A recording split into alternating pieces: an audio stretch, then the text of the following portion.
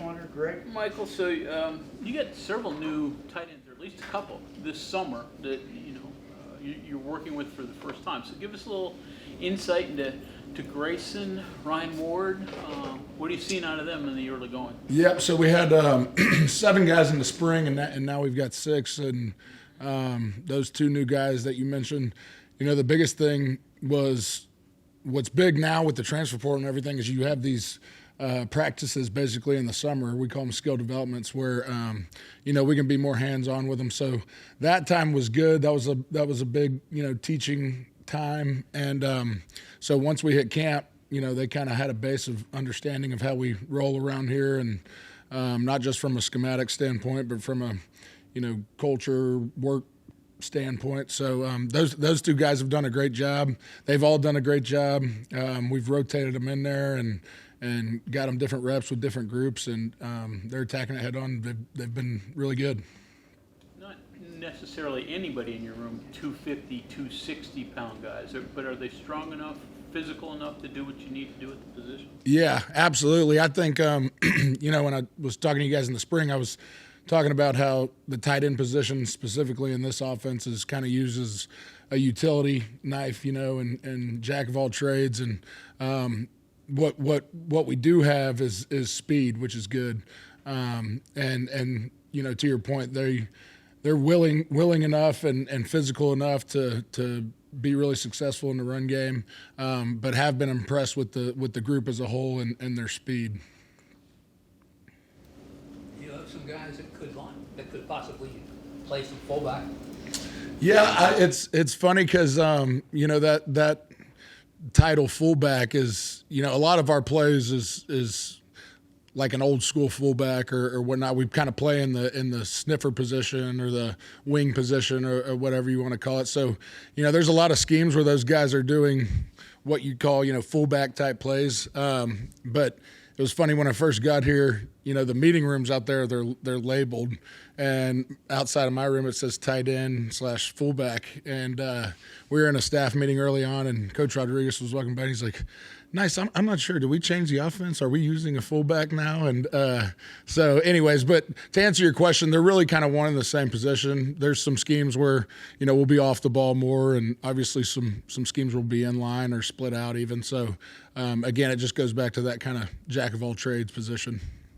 What's your opinion on the position? We asked Rich this, if you think the fullback position will make a comeback or is kind of a thing of the past or figuring out a different way. Yeah, I think it kind of just goes back. At least here, Coach has always been really good at utilizing the type of players you have on the team, and obviously that goes to how we recruit and stuff like that. But maybe if there's a bad SOB that is nothing but a fullback and he's really good and can't afford to not be out on the field, then Coach will use it. But yeah, like I said, they just really a title because there are some schemes that would remind you of a fullback, so that we do. So fans remember obviously Owen Smith being such an integral part right. of the offense during Rich's first tenure here. Right. Fullback. Right. Bad SOB. Yeah. But well, Owen Smith doesn't really exist right now. Yeah, and there's like I said, there's certain packages and things of that nature. I know it when we were at Jacksonville State to open up.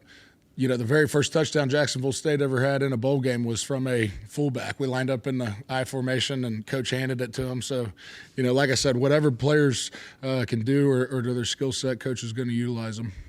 Seems like a role. I know Colin Davis on the roster. He played running back here locally in high school. Seems like a type of role he might be able to fit into. What would you do with a player of that sorts? Yeah, and Colin's been doing a great job, and again, it just goes back to. There's sometimes like this past scrimmage we've put in some formations that are similar to that a fullback would use. But Colin's done a great job of everything we've asked him to do, whether it's line up out wide or put his hand in the dirt. And so we don't want to just put him in that box of you're a fullback only or type. So just like all those guys, he's been doing a good job of kind of learning it all. So if you come into a recruiting meeting, right, a high school player, junior college transfer, and you found what you think is a bad SOB, right? He's 6 foot 250, whatever, right? He's not quite tight end, but not a halfback. What does he have to do that sells the rest of the coaches that we got to get this guy? Yeah, well, I think we want speed on all those skill positions. So we don't try to. We're not a big when it comes to recruiting. We're not a big put people in boxes and say, oh well, his arm length wasn't this, or he wasn't a 6'3", he's only 6 foot. Coach is talking about all the time, like if you can play, you can play.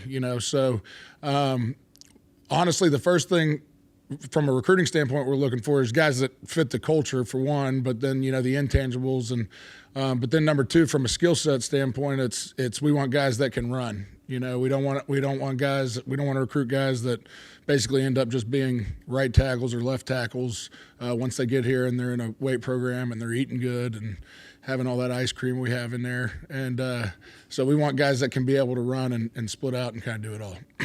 Rich was talking about outside of the quarterback, he thought tight end was the hardest position to master, even more so than offensive line, which I thought was interesting.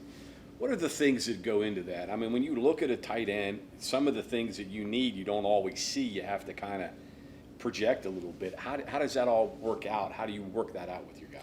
Yeah, I think it.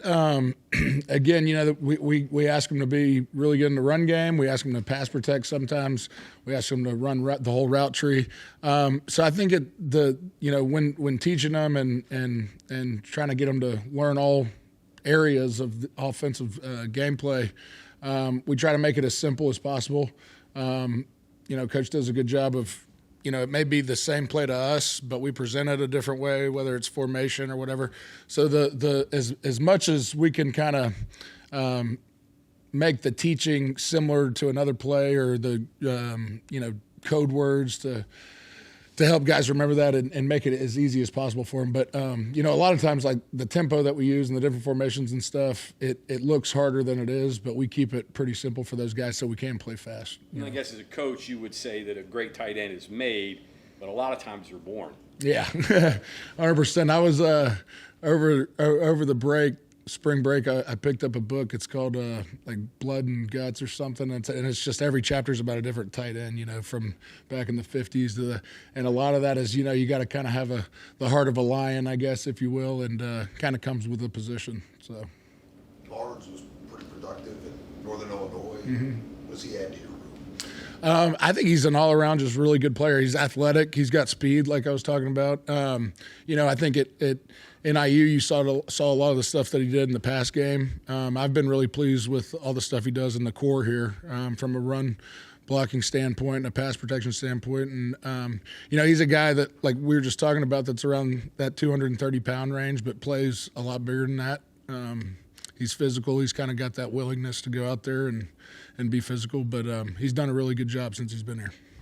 You played at Alabama under Coach Saban during kind of the dynasty era, I guess. A lot of people would look at it now. What do you learn from that experience or bring with you from that experience to a program like West Virginia as a coach that you feel like is important or critical? Yeah. When I got to college, I got kind of lucky. I got there in 2011, and that was my true freshman year, and we won a national title. And then the next year we won another one. And, I was just a walk-on and was on the scout team. But I'm sitting there thinking, I'm like, well, hell, this is pretty easy. This is, And then we get to the third year and then went again till my fifth year and was able to win another one. But, people ask me about that time a lot because, like you said, there was a lot of wins and that I was able to be a part of. But, I think in order to get there, it's all the stuff that you don't necessarily see on the field or from a schematic standpoint or whatever. It's that culture building and setting a tone of how you do things. And there's no kind of gray area in the program. Everybody's on the same page and working towards a common goal. And, that's what we're trying to do here. And I think I've said this before, there's no better culture builder than Coach Rodriguez. I mean, there's no – everybody from the coaches to the players, there's no gray area. If he coaches everybody. If he sees something, he's going to say something, and it makes it easy to kind of get that culture put together in a hurry because there's no, like I said, gray area. Everybody knows what to do. So. Well, how would you compare that, Nick Saban, Coach Rodriguez? What are some similarities there? What are some things that you feel like you were easy to adapt to Coach Rodriguez because you spent time under Coach Saban, especially when it comes to building the culture and setting the tone? Yeah, well, to kind of what I just said, it's just the over communication, everything. Nothing is is assumed. Everything's communicated from top down.